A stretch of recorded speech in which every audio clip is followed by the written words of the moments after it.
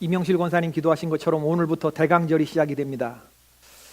대강절은 예수 그리스도의 탄생을 성탄절 전에 4주일 동안의 시간인데, 강단 색깔은 보라색이고 교회 달력은 1월 1일부터 시작되는 게 아니라 오늘부터 시작되는 겁니다. 교회 달력으로는 예수님을 기다림으로부터 시작되는 교회 달력. 특별히 여러분들 행실을 조심하시고 또 언행에 주의하시면서 예수의 성탄을 기다리시는 성도님들이 되시기를 바랍니다. 다이아몬드 하면 어떤 생각이 떠오르시나요? 다이아몬드, 비싸다, 희귀하다, 그 다음에 영원히 변하지 않는 빛, 그래서 결혼 예물로 사용되는 그러한 보석 중의 보석, 다이아몬드죠. 어떤 혹독한 환경에서도 형태나 빛깔을 잃지 않고 아름다운 영롱한 빛을 발하고 또 단단한 내구성을 자랑하는 그러한 보석이죠. 가장 최고의 레벨에 올라간 사람들을 얘기할 때 다이아몬드 레벨이다, 그렇게 말을 합니다. 보험회사, 한국 같은 경우에 가장 실적이 좋은 그런 영업사원을 다이아몬드 사원이다, 그렇게 해서 연말에 시상도 하고 그러는 걸 볼 수가 있습니다. 청소년들이 하는 인터넷 게임을 보아도 스타크래프트나 오버워치나 리그 오브 레전드 같은 거, 거기서 최고 상위 랭크에 되어 있는 유저들을 뭐라 그래요? 다이아몬드라고 말합니다. 다이아몬드 레벨에. 그랜드마스터라고 하기도 하고 챌린저라고 하기도 하지만 다이아몬드 레벨에 가 있다, 이렇게 얘기들을 하거든요. 저는 신앙 공동체에도 이러한 사람들이 있다고 믿습니다. 성도들이 다 똑같은 것 같지만 하이에스트 레벨에 가 있는 성도들, 다이아몬드 크리스찬들이 있다고 저는 믿어요. 우리는 욥기를 통해서 다이아몬드 크리스찬들이 어떠한 기준을 필요 충족하는가를 알고 있죠. 하나님이 사탄에게 이 사람을 건드려 보라고 말했을 때 하나님이 자랑하신 4가지가 있습니다. 우리는 이 4가지 기준을 완벽하게 만족시키는 사람을 다이아몬드 크리스찬이라고 말할 수가 있어요. 그 첫 번째는 뭐죠? 여러분 대답하셔야 돼요. 알고 계셔야 합니다. 첫 번째 뭡니까? 하나님이 자랑하신 거. 순전함. 두 번째는 정직함. 세 번째는 악에서 떠나면 네 번째고, 세 번째는 하나님을 경외함. 네 번째는 악에서 떠남. 이 4가지를 완전히 필요 충족하고 있는 그러한 사람을 다이아몬드 성도라고 말할 수 있어요. 첫 번째 뭐라고요? 순전함, 깨끗한 걸 말하는 겁니다. 두 번째는 정직해야 돼요. 진실해야 됩니다. 세 번째는 하나님을 두려워함으로 섬길 수 있어야 돼요. 네 번째는 악에서 떠남. 이 4가지가 만족돼야 다이아몬드 크리스찬입니다. 이러한 등급은 사람이 매기는 게 아니라 하나님이 매겨주시는 등급입니다. 다이아몬드 레벨은. 다이아몬드 크리스찬은 천국에서도 유명하지만 사탄의 왕국에서도 악명이 높은 그러한 사람들이죠. 하나님이 자랑스러워하시는 다이아몬드 레벨에 가 있는 우리 선한샘의 성도들이 되기를 주님의 이름으로 축원을 드립니다. 다이아몬드 크리스찬들은 2가지가 분명한데, 하나는 고백이 분명하고 또 하나는 삶이 분명합니다. 우리는 성경 사무엘상 17장을 보면서 이스라엘 나라와 팔레스틴 나라가 서로 싸웠을 때 다윗과 골리앗의 싸움을 우리들이 흔히 보죠. 고백과 삶이 분명했던 사람, 사무엘상 17장의 다윗이었습니다. 성경에 보니까 골리앗은 가드 사람이었는데 키가 6규빗 1뼘이요 머리에는 노투구를 썼고 몸에는 어린 갑을 입었으니 그 갑옷의 중수가 놋 5,000세겔이며 그 다리에는 놋 견갑을 쳤고 어깨 사이에는 놋 단창을 메었으니 그 창자루는 배틀채 같고 창날은 철 600세겔이며 방패든 자는 앞서 행하더라라고 했습니다. 골리앗 장군에 대한 묘사가 길어요. 왜 이렇게 골리앗에 대한 설명이 기냐? 그냥 쳐다만 보아도 오금이 저릴 만한 그런 강력한 무장을 하고 있던 그 장수가 골리앗이라는 얘기를 하고 싶은 거예요. 실제로 이스라엘의 사울왕과 온 백성들과 그 군사들은 골리앗의 기세에 완전히 눌려가지고 꼼짝달싹 못하고 있었습니다. 그날 그 전쟁터에 사울왕과 다윗이 있었는데 다윗과 사울왕이 당면한 이 골리앗이라고 하는 문제는 환경이 다르지 않았어요. 그렇지만 이 골리앗을 상대하는 방식이 사울왕과 다윗이 달랐습니다. 믿는 고백이 달랐기 때문에, 하나님을 어떻게 믿느냐는 이 방식이 달랐기 때문에 사울왕과 다윗의 삶이 달라지는 것을 볼 수가 있어요. 사울왕은 하나님을 믿으면서도 골리앗이라고 하는 환경을 두려워했고, 그러나 다윗은 하나님을 믿었기 때문에 골리앗이라고 하는 환경을 두려워하지 않았습니다. 이 두 사람의 차이가 바로 믿음의 차이고 고백의 차이죠. 너는 칼과 단창을 믿고 내게 나아오지만 나는 무엇을 믿고 너에게 달려간다고? 네가 모욕하는 만군의 군대에 하나님의 이름으로 너에게 가노라. 사무엘상 17장 45절. 오늘날 하나님이라고 하는 단어는 사람들에게 그렇게 매력 있는 단어가 아니에요. 요즘 같은 시대에 하나님이라니. 사람들은 그렇게 무시하고 모욕하는지 모르지만, 그래서 십자가의 도가 멸망당하는 자에게는 어리석은 것으로 보이지만 우리에게는 살아계신 하나님의 능력인 줄로 믿습니다. 너무나 분명한 고백이죠. 우리가 누군가를 볼 때 저 사람은 독실한 크리스찬이야 라고 말할 때 그 사람은 술, 담배 안 하는 사람 정도가 아닙니다. 도덕성이 훌륭한 정도를 말하는 것이 아닙니다. 만약에 교회 열심히 다니고 시도 때도 없이 하나님 이름 많이 부르는 사람, 그런 사람, 도덕성에 흠집이 없는 사람들, 이런 사람이 독실한 믿음의 사람이라고 정의를 한다면 그날 골리앗과 다윗이 맞붙었던 그 에베스 담밈이라고 하는 전쟁터에서 이런 것을 충족하는 그러한 군대, 그러한 사람 하나 정도는 있었을 것 같아요. 이스라엘 군인 가운데 하나님께 제사 드리고 도덕성이 훌륭한 사람, 그런 사람 없었을까요? 있었겠습니다. 성전의 절기를 지키고 포도주나 독주를 마시지 않는 그런 사람 있었을 것 같아요. 그렇지만 그런 것들이 믿음의 정의가 아닙니다. 독실한 믿음이라고 하는 거, 선명한 믿음이라고 하는 것은 하나님이 나의 주인이 되시기 때문에 나는 그 하나님을 믿고 이 두려운 대적 앞에 용감히 나설 수 있는 그 한 사람, 이 사람은 희소한 사람이죠. 이 사람은 귀한 사람이죠. 그가 믿음의 사람입니다. 예수님을 믿고 내 안에서 변화가 일어난 것 중에 성령을 제대로 만난 사람들 가운데서 고백하는 가장 첫 번째 증거는 뭐냐 하면, 예전에는 그렇게 걱정, 염려, 근심이 많았는데 이제 마음이 편안해졌다고 하는 그러한 고백들을 많이 합니다. 여러분, 주님이 내 안에 계셔서 주인이 되어주시면 주님이 다스리시기 때문에 환경은 변하지 않지만 별 걱정 없는 거예요. 사망의 음침한 골짜기를 걸어가지만 별 불만 없이 걸어갈 수 있는 건 주께서 나의 목자가 되어주신다고 하는 고백이 있기 때문입니다. 이러한 사람이 믿음의 사람이죠. 골리앗 장군이 쳐들어왔을 때 이스라엘의 사울왕과 소년 다윗이 처한 환경이 똑같았는데 대응이 완전히 달랐던 것은 다윗은 하나님을 믿었어요. 이게 믿음입니다.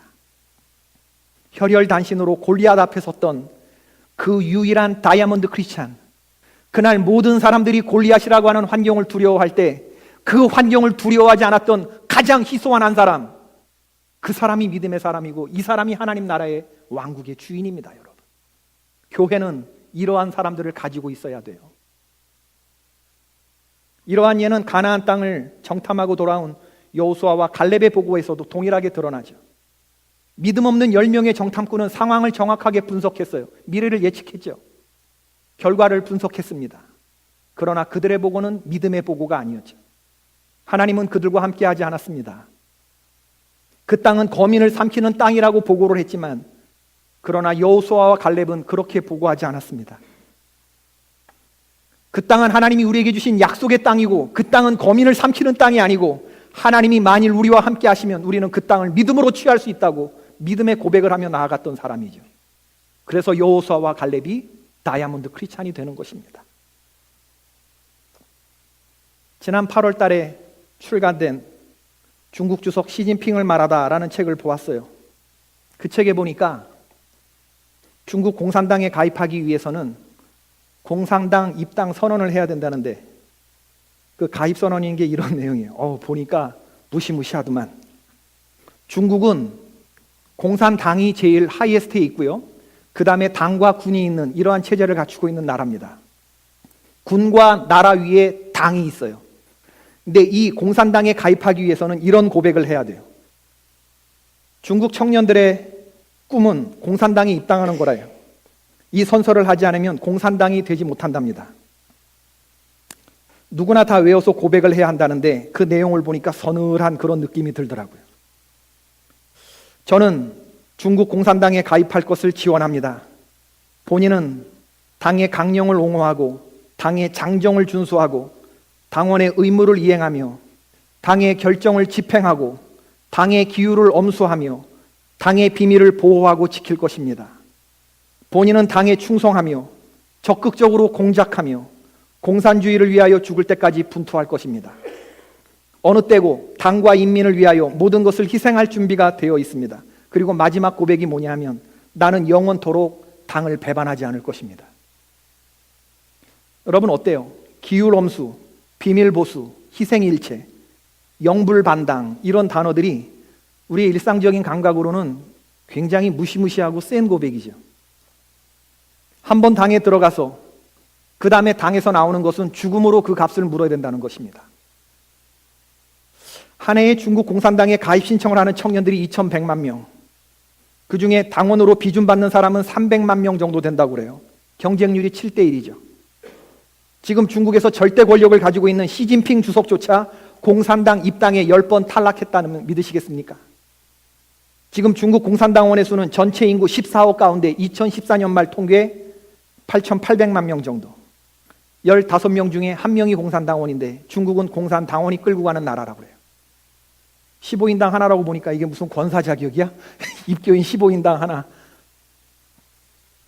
프랑스와 독일 국민 숫자보다 많은 8,800만 명의 공산당원들. 당에 철저하게 목숨을 담보로 바친 그러한 사람들이 지금 끌고 간다는 거예요. 얼마나 선명한 고백입니까? 기율을 엄수하고 비밀을 보수하고 난 희생을 할 것이고 영원히 당을 배반하지 않을 것이다 라고 하니 무시무시한 고백들. 여러분, 공산당은 사람이 만든 조직이지만 교회는 하나님이 시작한 조직이거든요. 이 조직은 공산당 가입 선언보다 훨씬 더 엄한 생명으로 지켜온 우리의 믿음의 열조들이 지켜온 우리들의 고백이 또한 있거든요. 여러분들이 인식하고 계시는지는 모르지만 우리도 선한샘 교회에 교인으로 등록했을 때 입교할 때 한 선서가 있어요. 결코 공산당 가입 선언만 못하지 않습니다. 본인은 기독교 대한감리의 교리와 장정을 지키고 예배와 성례에 참석하며 시간과 재능과 물질을 바쳐 교인된 의무를 준행할 것입니다. 여러분, 이 의무를 잘 지금 내가 감당하고 있는지를 스스로에게 물어보셔야 돼요. 오늘 특별히 당회를 하는데 기독교 대한감리의 교리와 장정을 지키셨습니까? 성례에 참석하셨습니까? 시간을 드리고 물질을 드리고 재능을 바치면서 교인된 의무를 다 하셨습니까? 본인은 선교와 교육과 봉사 등 교회의 모든 활동에 적극적으로 참여하겠습니다라는 우리는 고백을 했어요. 그렇게 하고 계셨나요, 올 한 해? 본인은 교인으로서의 의무와 권리를 바르게 행사하며 교회의 관할과 치리에 순종하고 교회의 덕을 세우는 일에 늘 힘쓸 것입니다. 우린 이 고백을 하고 선한샘 교회 교인이 된 것입니다. 이런 입교 서약을 한 사람들, 18세 이상 되신 분들이 오늘 모여서 오늘 당회를 하는 거예요. 1년에 한 차례 하면서 우리 선한샘 교회의 가족이라고 말할 수 있는 명부는 누구인지를 당회에서만 교적부를 정리할 수 있어요. 그리고 새로운 임원을 선출하고 내년도를 위해서 새로운 조직을 우리는 오늘 틀을 갖추게 되는 것이죠. 이 모든 일들은 하나님을 신뢰하는 믿음과 고백 안에서 이루어져야 하는 거룩한 일입니다.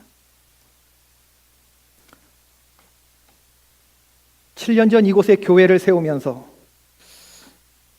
지금까지 인도하신 하나님의 은혜가 참 감사한데, 제가 7년 전에 여기 와서 이렇게 교회를 개척한다고 그럴 때 친구들과 선배들이 참 많이 만류했어요. 아는 사람 하나도 없이 실리콘밸리에서 어떻게 개척을 하려고 하느냐, 요즘은 개척이 되는 상황이 아니라. 제가 들었던 말 중에 가장 두려웠던 말은 뭐냐 하면, 너 얼마 못 가서 장렬히 전사할 거다. 네 믿음 좋은 건 알겠지만 얼마 못 가서 장렬히 전사할 거다. 7년이 지난 오늘 이상영 목사가 전사했습니까? 잘 살고 있죠. 잘 살아도 보통 잘 사는 게 아니고 아주 잘 살고 있습니다. 지금까지 시퍼렇게, 왜냐? 하나님이 시퍼렇게 살아계시기 때문인 줄로 믿습니다.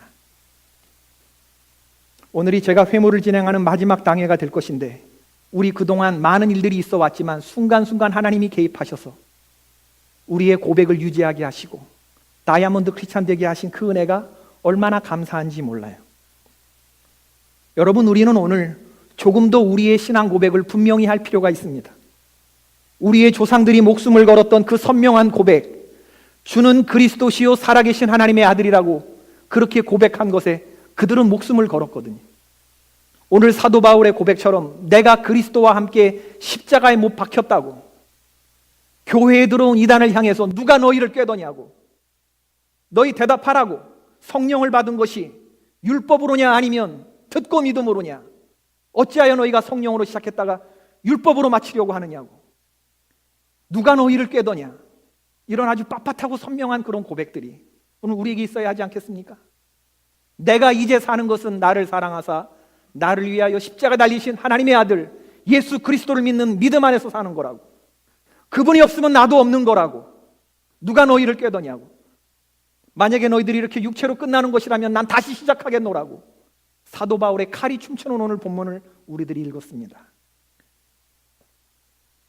예수님은 교회를 주시면서 당신의 피를 흘려 주셨거든요.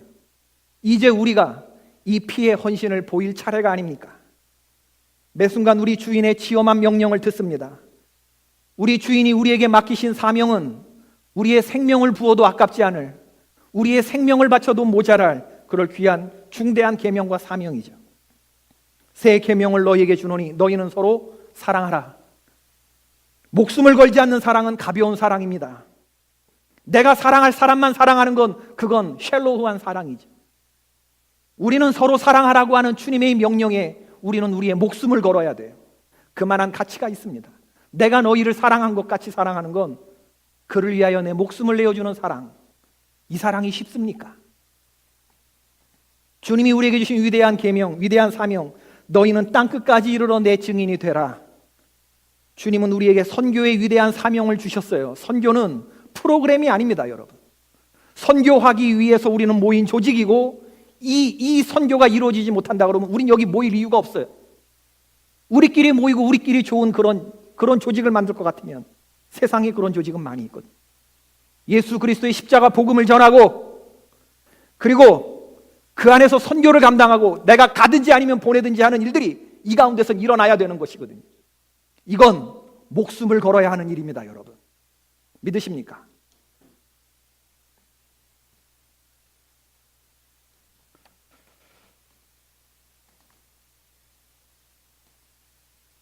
다이아몬드 크리스찬, 거룩한 백성으로서의 설명한 삶, 오늘 당회 때 우리가 그것을 고백하는 시간이 되기를 바라고,